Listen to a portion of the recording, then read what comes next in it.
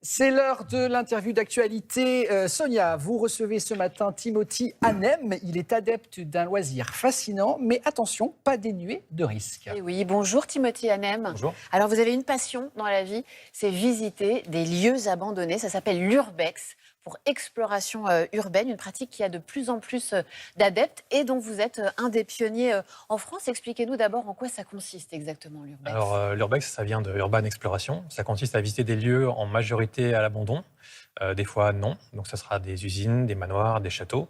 On peut les visiter comme ça, on peut y faire des photos, on peut y faire des vidéos. Et c'est avant tout de la curiosité. On se demande pourquoi ces lieux à l'abandon. Et en fait, on saute le pas, on passe à travers un trou de grillage, on saute par-dessus un mur. Et on va voir par nous-mêmes qu'est-ce qu'il y a dans ces lieux. Alors on va le dire tout de suite, c'est une pratique dangereuse, illégale également. Une adolescente de 15 ans a perdu la vie au début du mois dans la Loire après avoir chuté du toit d'une usine désaffectée. Les accidents se multiplient, notamment parce qu'il y a de plus en plus de jeunes qui découvrent la pratique sur les réseaux sociaux et qui ont envie de s'y mettre, mais qui ne connaissent pas forcément les mesures de sécurité. Il y a des règles à connaître avant de se lancer. Alors évidemment, les règles, c'est comme une randonnée en fait. On met des chaussures de marche, on prend de quoi boire, de quoi manger au cas où on est coincé quelque part, parce que souvent il n'y a pas de réseau dans les lieux qu'on visite, mais surtout on prévient où on va. Moi, quand j'ai visité un lieu, j'envoie toujours un SMS à ma copine.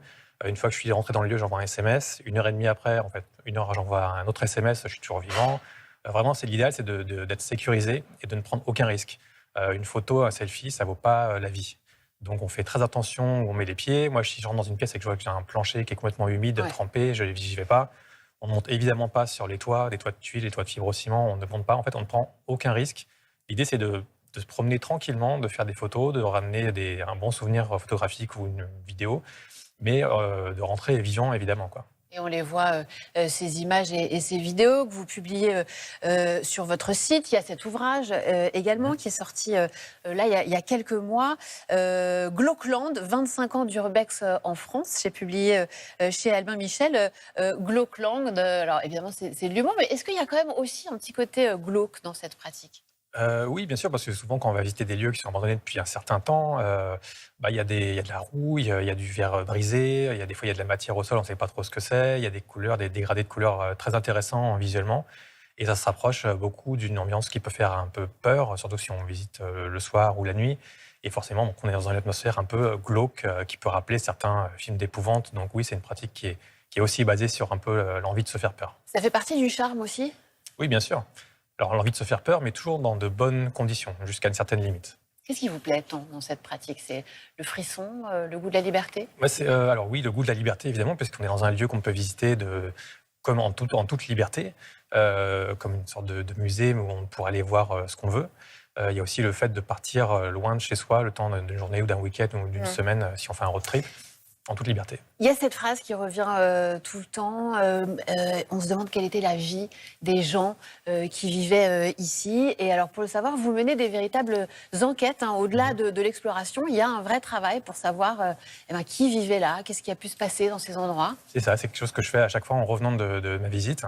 J'essaie de trouver des informations sur les gens qui ont vécu là, pourquoi le lieu a été abandonné, qu'est-ce qui s'est passé. Et après, j'en fais un petit compte-rendu sur mon site, en restant assez flou pour ne pas que tout le monde devine où est le lieu, puisqu'une des règles de l'urbex, c'est de ne pas dire où sont les lieux, justement pour pas que tout le monde y aille et se blesse ou finisse par mourir. Vous découvrez parfois des histoires étonnantes ?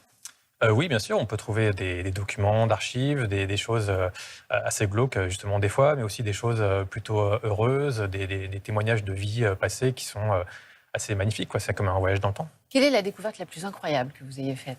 Alors, la découverte la plus incroyable, c'est que j'ai visité un orphelinat abandonné en 2007-2008.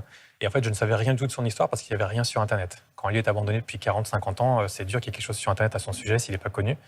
Et j'ai visité ce lieu et en postant les images sur mon site, des gens m'ont contacté en me disant nous, on a vécu dans cet endroit-là. On connaît toute son histoire. On était gamins à l'époque dans l'orphelinat et on peut te dire pourquoi il a été abandonné.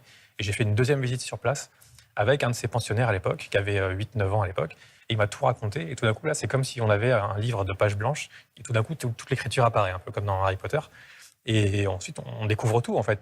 Toute la curiosité, le mystère qui est autour du lieu, tout d'un coup, c'est comme de la brume qui s'en va. Et en fait, on découvre une histoire qui était pas cachée, mais que personne ne savait. Votre plus belle découverte ? Plus belle découverte, je pense que c'était dans une maison abandonnée où j'étais venu comme ça, histoire d'eux, et je pensais qu'il n'y aurait rien du tout. Et en fait, je découvre dans une des pièces un piano recouvert de lierre magnifique qui était toujours là et qui n'était pas dégradé par l'homme avec des tags ou du vandalisme, mais juste par la nature en fait. Il s'était décomposé un peu.